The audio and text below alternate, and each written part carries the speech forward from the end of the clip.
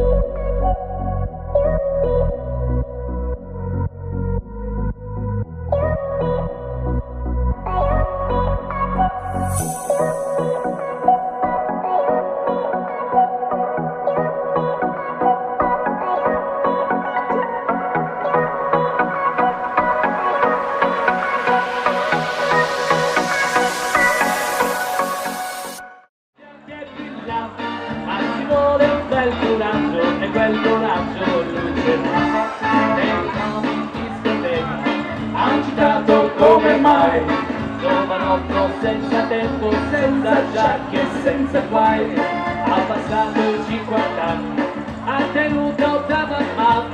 barbatina sulla spiaggia, questa è la